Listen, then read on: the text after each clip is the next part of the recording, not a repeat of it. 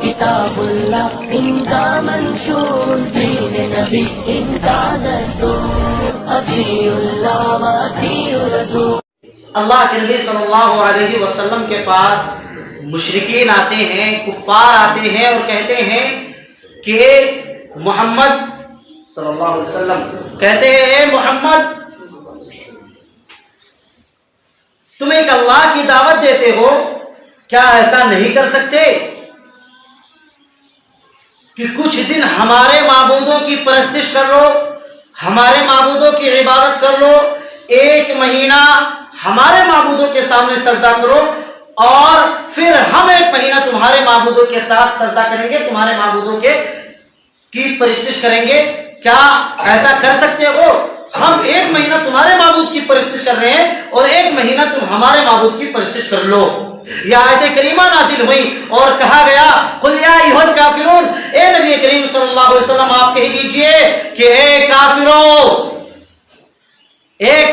قل یا ایھا الکافرون، اے کافروں لا اعبد ما تعبدون، میں اس کی عبادت نہیں کر سکتا جس کی تم عبادت کرتے ہو۔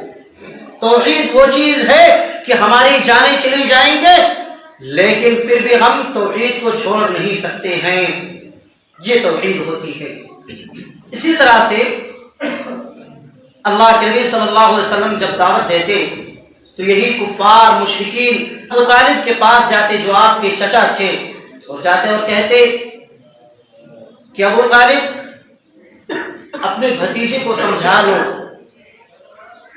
اور کہہ دو کہ وہ تمام معبود جو ہیں ان کو ایک بنا رہا ہے، ایسا نہ کرے، اور جا کر کے کہہ دو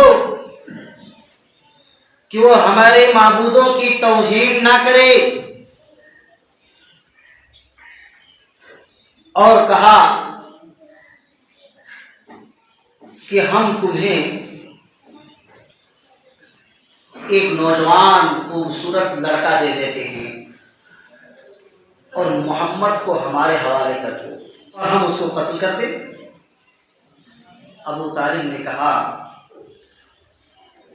کہ اچھا اپنے بچے کو تو زندہ رکھنا چاہتے ہو اور میرے لڑکے کو قتل کرنا چاہتے ہو، یہ کبھی نہیں ہو سکتا، ہرگز نہیں ہو سکتا، یہ کچھ بھی نہیں ہو سکتا ہے۔ ایک بار اور گئے، کفاروں نے میٹنگ کی، آئے کہنے لگے کہ او ابو طالب اگر تمہارے اس بھتیجے کو دنیا کا مال و زر چاہیے تو بتا دو، اور اگر اس بھتیجے کو سب سے زیادہ حسین و جمیل خوبصورت لڑکی چاہیے تو ہم لے کر کے حاضر لانے کے لیے تیار ہیں، اس کی قدموں کے تلے پوری کی پوری روئے زمین کی جائیداد لا کر کے رکھ دیں گے، لیکن کہہ دو اپنے بھتیجے سے کہ ایک اللہ کی طرف بلانا چھوڑ دے، ایک اللہ کی دعوت دینا چھوڑ دے اور ہمارے معبودوں کی توہین کرنا چھوڑ دے۔ ابو طالب جناب محمد رسول اللہ صلی اللہ علیہ وسلم کے پاس آتے ہیں اور کہتے ہیں کہ او بھتیجے میرے اوپر اتنا بوجھ مت ڈال، مشرکین ایسا ایسا کہہ رہے ہیں۔ اللہ کے نبی صلی اللہ علیہ وسلم کہتے ہیں او میرے چچا اگر آپ کو یہ لگتا ہے کہ آپ کی وجہ سے میں یہ دعوت دے رہا ہوں، آپ مجھے طاقت پہنچا رہے ہیں تو آپ میرے راستے سے ہٹ جائیے، آپ میرے راستے سے ہٹ جائیے، میں اکیلا تنہا ان کفار اور مشرکین کو دعوت دوں گا، مجھے مارا جائے گا، ستایا جائے گا، لیکن میں اپنی جانوں کو قربان کرتے کرتے مر جاؤں گا، اپنی جان کو قربان کر دوں گا، توحید کی دعوت دینا نہیں چھوڑوں گا، ایک اللہ کی طرف بلانا نہیں چھوڑوں گا۔ اب ابو طالب کہتے ہیں کہ ٹھیک ہے بیٹے، ٹھیک ہے، ہم تمہارے ساتھ ہیں اور دیکھتے ہیں کہ کون تمہیں کیا کہتا ہے، اب ہم تمہارے ساتھ کھڑے رہیں گے، اللہ کے نبی صلی اللہ علیہ وسلم کہتے ہیں او میرے چچا ذرا سن لو، یہ کفار، یہ مشرکین دنیا کی مال و زر کی بات کرتے ہیں، یہ خوبصورت حسین و جمیل لڑکی کی بات کرتے ہیں، وہ اگر سورج بھی لا کر کے میرے دائیں ہاتھ میں رکھ دے اور چاند توڑ کر کے لا کر کے میرے بائیں ہاتھ میں رکھ دے اور پوری دنیا کی مال و زر لا کر کے میرے قدموں تلے رکھ دے، پھر بھی میں اس دین کی دعوت سے باز نہیں آ سکتا۔ یہ توحید ہے،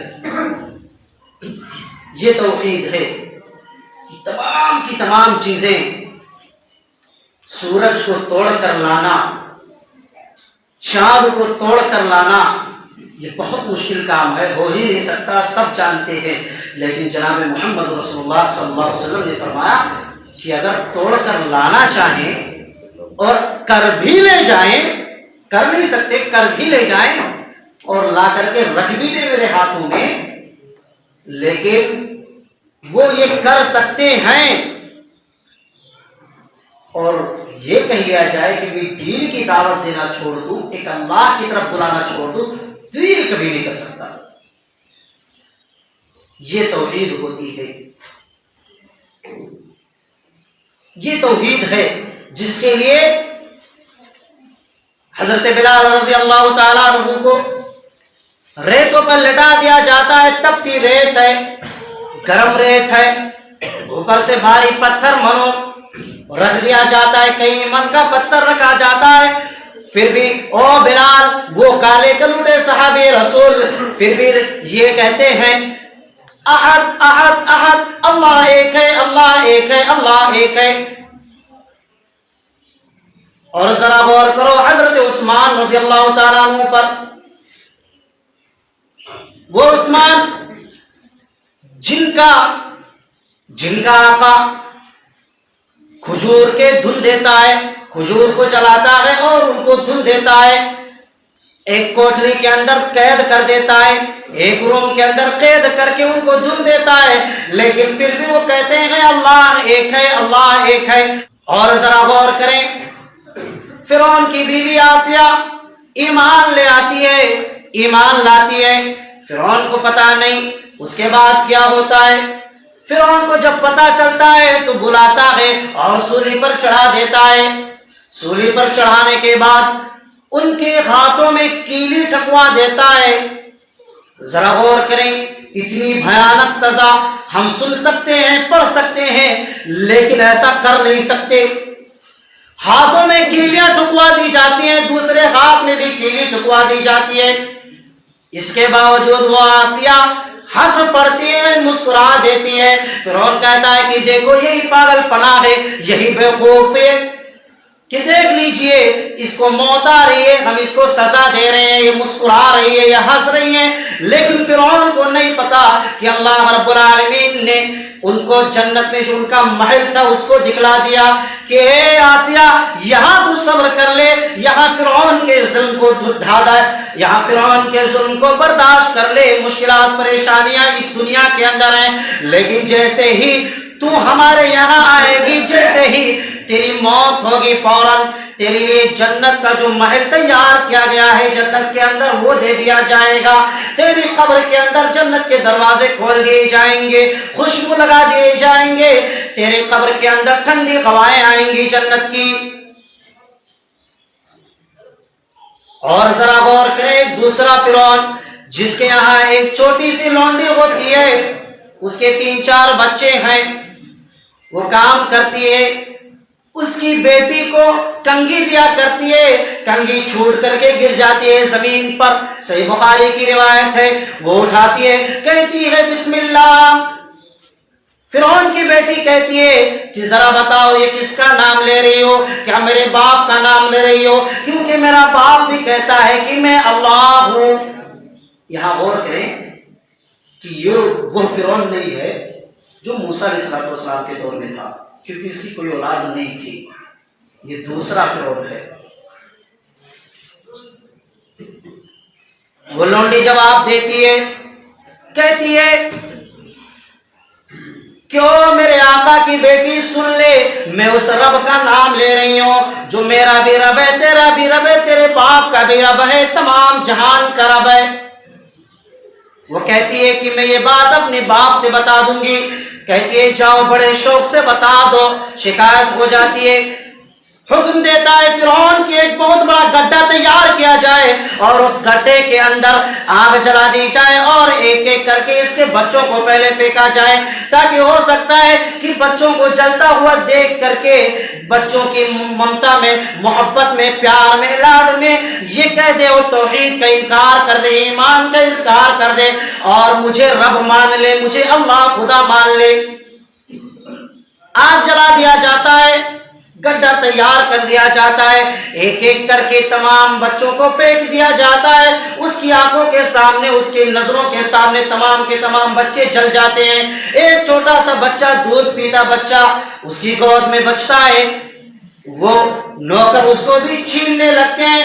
وہ عورت تھوڑا گھبرا جاتی ہے. اللہ رب العالمین اس بچے کو آواز دیتا ہے، اس بچے کو زبان دیتا ہے. وہ بچہ زبان دیتا ہے، اس بچہ بولتا ہے اور کہتا ہے، وہ بچہ بولتے ہوئے کہتا ہے، ابھی چھوٹا سا بچہ ہے، دودھ پیتا بچہ ہے، شیر خوار بچہ ہے، لیکن جواب دیتا ہے اور کہتا ہے، او میری ماں یاد رکھ، یہ دنیا کی آگ کچھ بھی نہیں ہے، جہنم کی آگ اس سے بھی کئی گناہ ہے.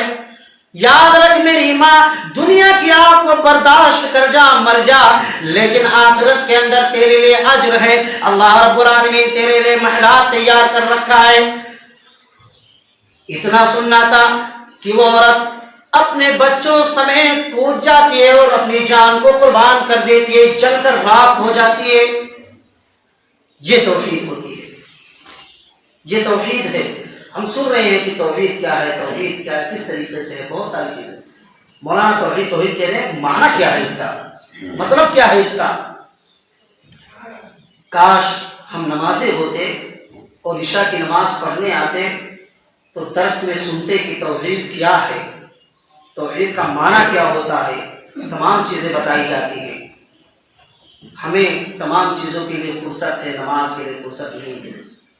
اور بہت ساری برائیاں ہیں، کیا کہے جائے، کتنا بولا جائے. بس اتنا سمجھ لیں کہ توحید ہماری زندگی کا مقصد ہے. توحید ہماری زندگی کا مقصد ہے. اگر ہمارے اندر توحید نہیں تو کچھ بھی نہیں. میرے بھائیوں، توحید کے لیے صحابہ کرام نے، سلف صالحین نے قربانیاں پیش کی. موت اور موت سے بھی بدتر ظلم اور موت سے بھی بدتر تکلیفیں ان کو دی گئی. ہاتھ پیر بھی کاٹ دیا گیا اور ایسے چھوڑ دیا گیا. ایسے ایسے بھی لوگ توحید کے لیے تھے، وہ جیتے تھے اور کہتے تھے کہ ہم اعلان کر رہے ہیں کہ ہم توحید والے ہیں، ہم اہل توحید ہیں اور رہیں گے، مر جائیں گے، لیکن پھر بھی ہم توحید سے ہاتھ نہیں دھوئیں گے. یہ توحید ہوتی تھی. توحید بہت بڑی چیز ہے، اس کے لیے کوئی الفاظ نہیں ہے کیا کہہ لیا جائے.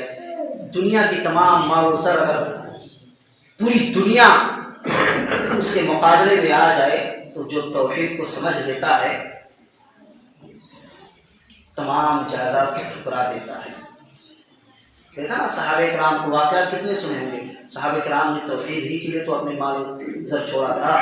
کتنے ایسے صحابی جو ننگے کی حالت میں مکہ سے مدینہ آئے تھے، کس لیے؟